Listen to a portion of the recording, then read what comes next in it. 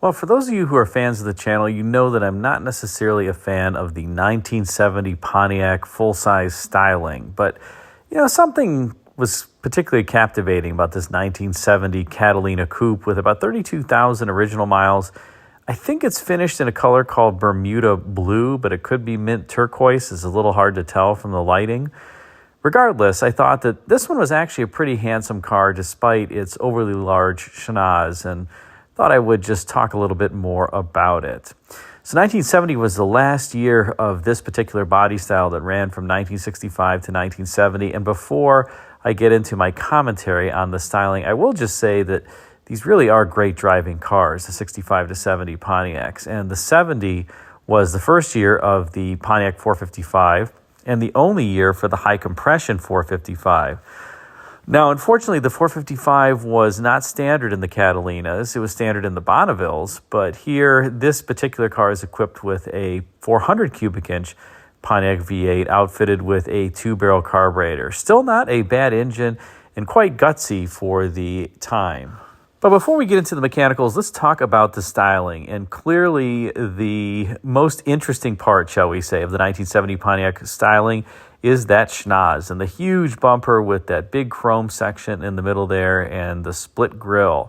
Remember that Pontiacs had always had that split grille since 1959, except, well, there were a few exceptions. 1960 was one. The 1960 Pontiacs did not have that, but that returned in 1961. And here you have the split grille with a very vertical theme to it, kind of similar to the 1969 Grand Prix. And that was really, the intent was to have some of that Grand Prix spirit trickle down into the overall lineup. In fact, the Grand Prix spirit would trickle down into the full-size lineup in 1971 when Pontiac would create the Granville, which was a combination of Grand Prix and Bonneville, thus the Granville. However, here you see that this big schnoz is part of the bumper assembly, and it's, well, let's just say it's an interesting look overall. And you also have the round detail there inboard of the bright lamps, and that was meant to resemble a horn, an area where the horn sound would come out. This was getting to the point where General Motors styling Vice President Bill Mitchell was really embracing the retro futuristic look, I guess just retro look. And well, that was one thing that he thought was cool, and thus it made it onto the full-size Pontiacs for 1970. By the way, this was the same design team that did the full-size Pontiacs here for 1970 that also did the GTOs, the 68 GTO, one of the most beautiful cars I think ever produced, as well as the 1970 GTO.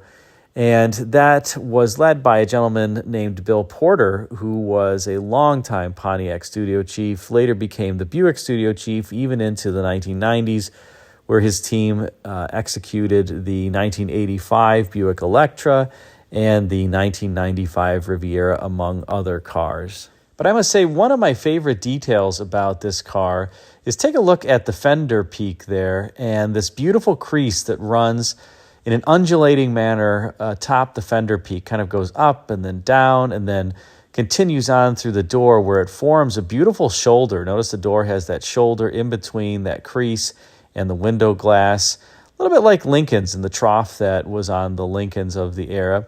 And then it kind of goes up and over the quarter panel. I just think that's a beautiful detail. And I also love how it's got this fillet, particularly on the leading edge of that crease, that creates this shadow that really further accentuates it. So you have the crease and you have a fillet or concave surface, and then it bows out to a convex surface or a radius. It's just a beautiful piece of sculpture from General Motors stylists. Now, as we rotate to the side of the car, you can see that crease, and you can also see the radius that is beneath it. So you've got that sharp crease, then a fillet, then a radius underneath it. Just, again, a beautiful piece of sculpture. Of course, you have the Squircle wheel arches. No wheel moldings here to kind of trim those out. No fender skirt on this Catalina, which would have been optional, standard on the Bonneville. But you do have, despite the grille being relatively upright, you have the leading edge of the hood sitting proud of the bottom edge there by the headlamps. Notice how there's this cutout right behind the headlamp bucket. And that, I think, gives this car, that sense that it's leaning forward again, which was a very typical trait for General Motors styling during this time frame.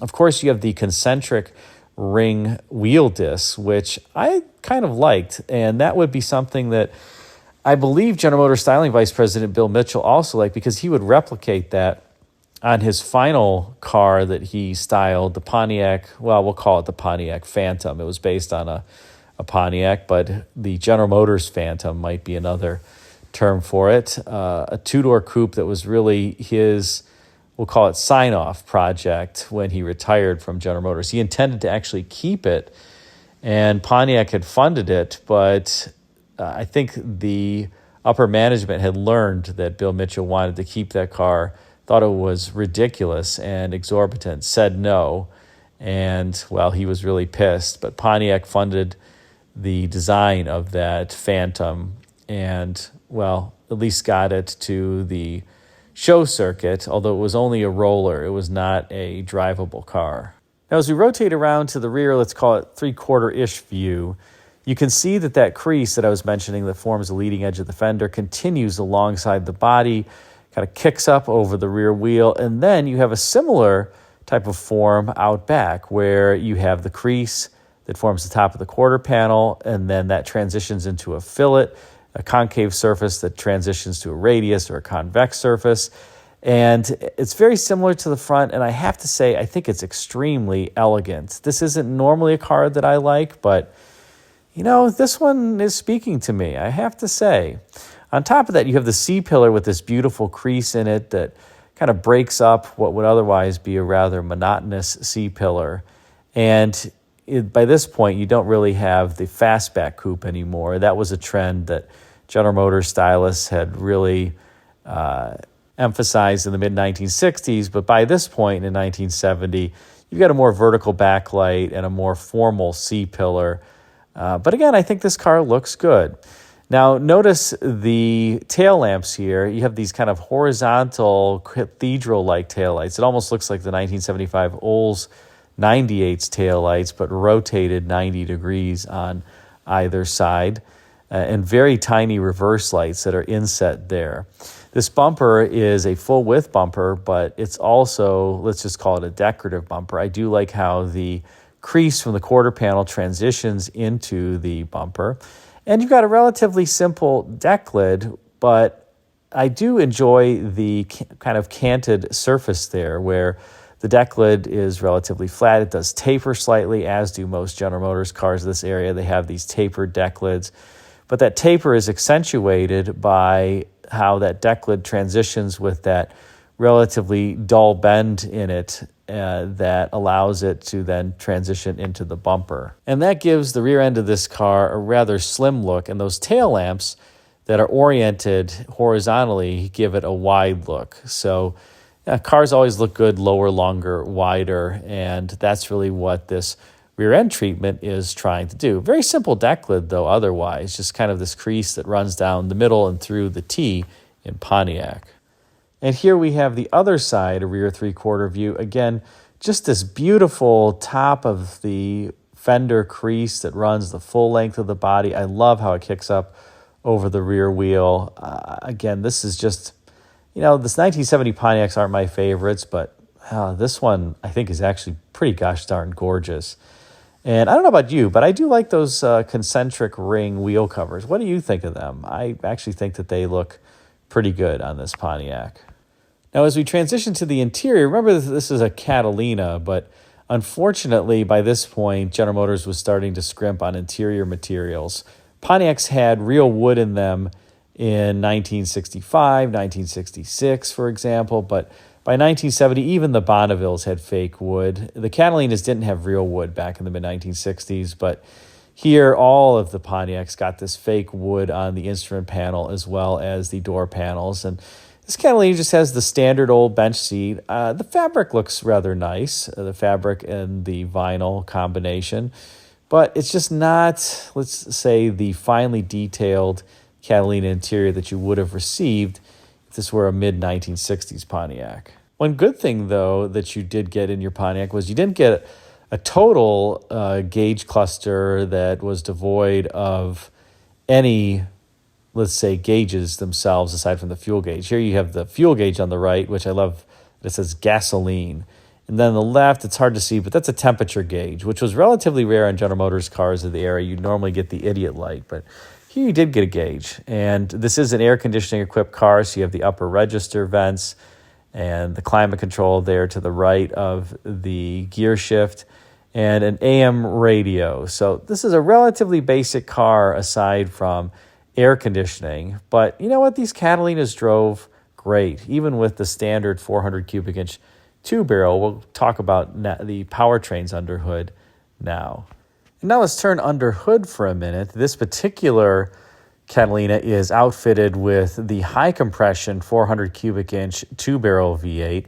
There were a myriad of engine options that you could get in the Catalina. The standard on the two-door, four-door hardtop, as well as the four-door sedan, was a 350 cubic inch two-barrel V8. Optional was a 400 cubic inch two-barrel V8 that was a high compression engine, and that was standard in the convertibles. Then there was the optional 400 cubic inch low compression two-barrel V8. Then there was a 400 cubic inch high compression four-barrel V8, and then two 455 cubic inch V8s outfitted with four-barrel carburetors. One kind of the standard 455, if you will, and then a 455 high output V8. Take a look at the engine option list here.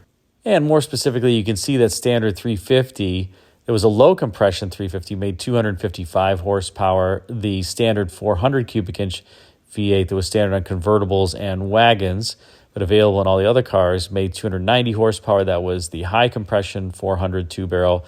Then there was an available low compression 400 two-barrel that made 265 horsepower. A high compression 400 four-barrel that made 330 horsepower. High compression 455 that made 360 horsepower. And the high compression HO 455 that made 370 horsepower. So you get a ton of different engines in your Catalina. This one is equipped with the 400 cubic inch two-barrel, 290 horsepower, high compression V8. So what do you think of this 1970 Catalina Coupe? Like I said, I'm not normally a fan of the 70 Pontiacs, mostly because of the schnoz, but this one just speaks to me. I think it's a gorgeous car, especially this rear three-quarter view has to be my favorite, with that crease that forms the top of the quarter panel. Also, the rocker and how it tucks in with that crease as well, I think is just a great look on this car. I wish it didn't have that body side molding, but so many cars in the 1970s did, unfortunately.